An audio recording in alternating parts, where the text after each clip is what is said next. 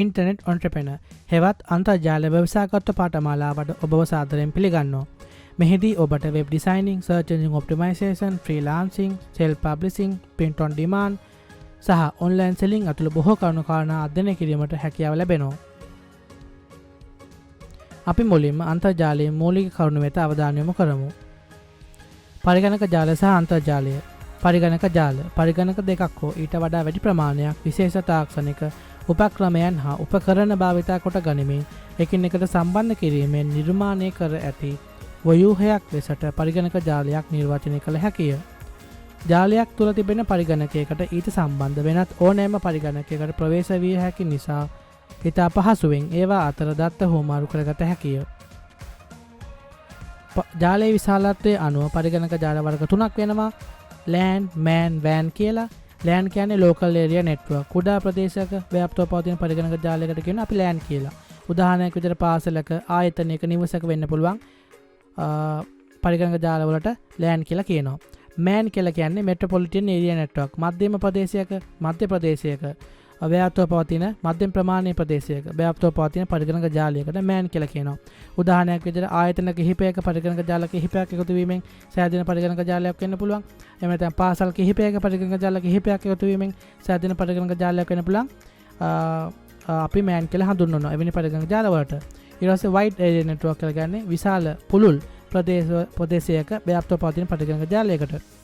උදාහරණයක් විදිහට රටවල් කිහිපයක පරිගණක ජාල කිහිපයක් එකතු වීමෙන් සෑදෙන පරිගණක ජාලයක් WAN කියලා හඳුන්වනවා. wide area network කියලා හඳුන්වනවා. අන්තර්ජාලය කියලා කියන්නේ ලෝකේ විශාලතම wide area network එක. අන්තර්ජාලය interconnected network කියන්නේ ඉන්ටර්නෙට් හෙවත් අන්තර්ජාලය යන වචනේ සෑදී ඇත. ලෝක පුරා පිහිටි පරිගණක ජාල දහස් ගණනක් ඒකාබද්ධ වීමෙන් නිර්මාණය වී ඇති පරිගණක ජාලයක් ලෙසට අන්තර්ජාලය හඳුන්වා දිය හැකිය. කෙසේ වුවද අන්තර්ජාලයට සම්බන්ධ පරිගණක ගණන මිලියන ගණනක් ලෙස අනුමාන කළ හැකිය.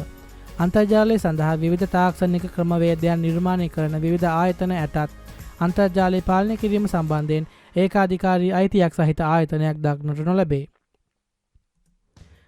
අන්තර්ජාලය සම්බන්ධ වීම ලෝක පුරා සිටින ඕනෑම පුද්ගලයෙකුට අන්තර්ජාලය සම්බන්ධ වී හැකිය. අන්තර්ජාල සම්බන්ධතාවය ලබාගත යුත්තේ අන්තර්ජාල සේවා සපයන ආයතනයක් එහෙම නැත්නම් ඉන්ටර්නෙට් සර්විස් ප්‍රොවයිඩර් කෙනෙක් මාර්ගයෙන්. IP address අන්තර්ජාලයට සම්බන්ධ එක් පරිගණකයේ හඳුනා ගැනීම සඳහා සෑම පරිගණකයකටම විශේෂ අංකයක් හිමි වේ. මේ IP address ලෙසින් හඳුන්වනවා. උදාහරණයක් විදිහට 255 තිතක්, 25 තිතක්, 248 තිතක්, 195 දක්වන්න පුළුවන්. ඔබේ IP address එක බලා ගන්න ඕනේ නම් Google වෙත ගොස් my IP address කියලා සර්ච් කරන්න. එතකොට තමන්ගේ IP address එක බලා ගන්න පුළුවන් අන්තර්ජාලය තුලින්. වෙබ් පිටු web pages www වල තොරතුරු තැන්පත් කර ඇත්තේ වෙබ් පිටු නමින් හඳුන්වන ෆයිල්ස් තුලයි. කිසියම් ආයතනයකට තම ආයතනය පිළිබඳව තොරතුරු ඇතුළත් කර වෙබ් පිටුවක් සකසා එය www තුලට නැත්නම් අන්තර්ජාලය තුලට ඇතුළත් කළ හැකිය. වෙබ් පිටු නිර්මාණය සඳහා HTML Hypertext Markup Language නැමැති පරිගණක භාෂාව යොදා ගනී. මෙලෙස යම් කරුණක් සම්බන්ධයෙන් අන්තර්ජාලය තුල ස්ථාපනය කර ඇති වෙබ් පිටුවකට හෝ කිහිපයකට වෙබ් අඩවියයි කියනු ලැබේ. සෑම වෙබ් පිටුවක් හා වෙබ් අඩවියක් සඳහා වෙබ් ලිපිනයක් හෙවත් URL එකක් ඇත. URL ලිපිනය අන්තර්ජාලයට සම්බන්ධව පවතින හා විවිධ තොරතුරු ඇතුළත් කර ඇති පරිගණකයක් හෙවත් වෙබ් සර්වරයක් තුල ඇති ගොනුවක් ගබඩා කර ඇති ස්ථානයේ අන්තර්ජාල ලිපිනය URL මගින් පෙන්වුම් කරනවා. උදාහරණයක් විදිහට අපි දක්වන්න පුළුවන් www.anydomain.com http සහිතව www.anydomain.com එහෙම නැත්නම් www.yourdomain.com ඕනම domain name එකක් ඒ විදිහට දක්වන්න පුළුවන් www.anydomain.com Emoney.LK Emoney.LK ගත්තොත් http සහිතව www.emoney.lk www වලට ප්‍රවේශ වී තොරතුරු බලා ගැනීම. අන්තර්ජාලයට ප්‍රවේශ වීම සඳහා භාවිතා කරන මෘදුකාංග විශේෂයක් ලෙස වෙබ් බ්‍රවුසර් හඳුන්වා දෙන්න පුළුවන්. උදාහරණයක් විදිහට Google Chrome, Opera Mini දක්වන්න පුළුවන් උදාහරණ විදිහට. search engines සෙවුම් යන්ත්‍ර අන්තර්ජාලය තුල තිබෙන තොරතුරු සොයා ගැනීම සඳහා උපකාරී වන වෙබ් අඩවි විශේෂයක් ලෙස search engines හඳුන්වා දෙන්න පුළුවන්. Google උදාහරණයක් විදිහට දක්වන්න පුළුවන් Google, Bing, DuckDuckGo, Yandex, Yahoo search engine විදිහට ප්‍රධාන පෙළේ search engine විදිහට අපිට දක්වන්න පුළුවන්. සර්ච් එන්ජින් වලින් වෙන්නේ අන්තර්ජාලයේ තියෙන සියලුම වෙබ් අඩවි එයාලා ගිහිල්ලා ඒව සම්බන්ධ කොන්ටෙන්ට් ඒ තියෙන තොරතුරු අන්තර්ගතය පිළිබඳව එයාලා අවබෝධයක් අරගෙන ඒවා එයාලගේ සර්ච් එන්ජින් එකේ ලිස්ට් කිරීම කරනවා. ඉතින් ඒවා සිද්ධ වෙනවා. ඉතින් ප්‍රමුඛතාවය අනුව හොඳම වෙබ් අඩවිය අංක 1ට ඊට පස්සේ ඒ අදාළ එයාලගේ ඇල්ගොරිතම් අනුව අංක 2ට අංක 3ට කියලා එයාලා වෙබ් අඩවි ලිස්ට් කිරීමක් සිද්ධ වෙනවා.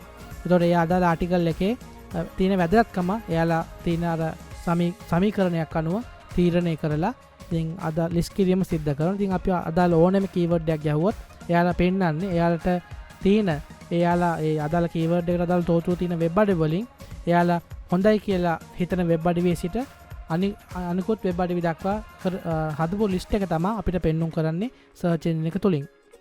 සර්ච් කළාම එහෙම පෙන්වන්නේ ඒ අදාළ ප්‍රමුඛතා ලයිස්ට්ුව අංක 1 සිට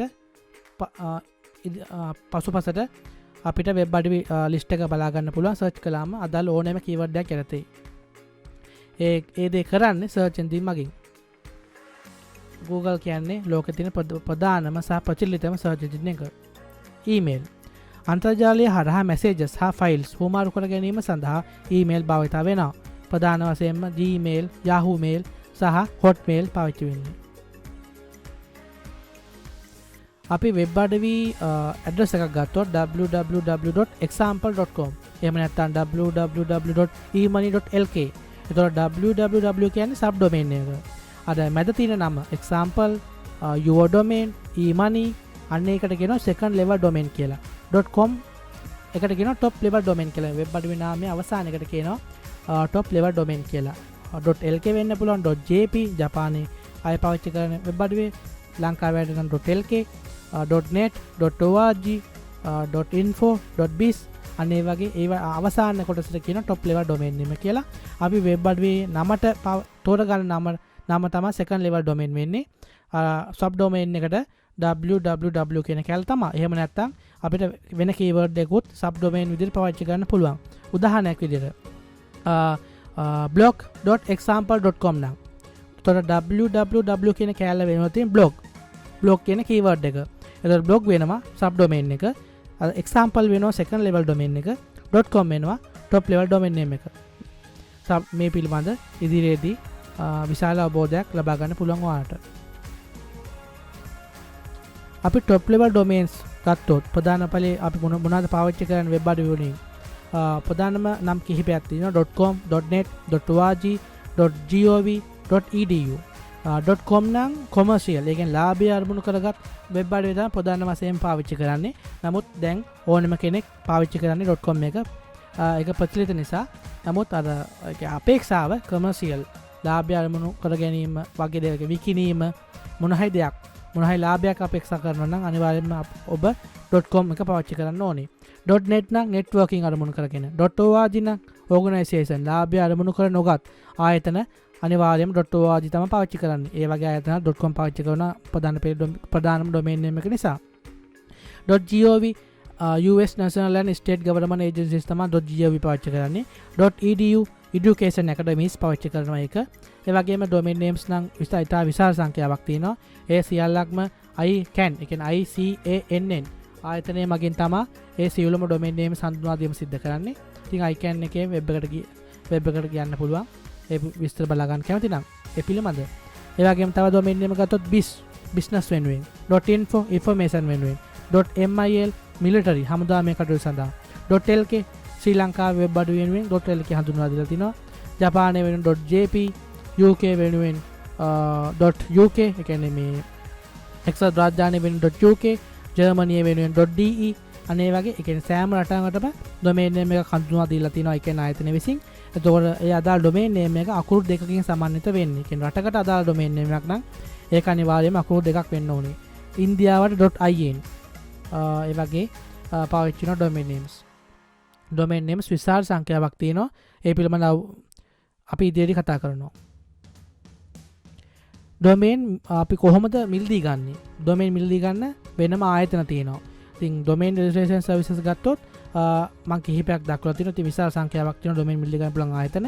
ප්‍රධාන වශයෙන් මම නම් පාවිච්චි කරන voice.com එක මොකද ඒක ගාන අඩු නිසා. ඊට පස්සේ ප්‍රධාන අනිත් කට්ටිය පාවිච්චි කරන godaddy.com, ipage.com, name.com සහ domain.com, namecheap.com, download.com, domains.google.com, enom.com සහ nic.lk. ප්‍රධාන වශයෙන්ම ඔය GoDaddy සහ dyno.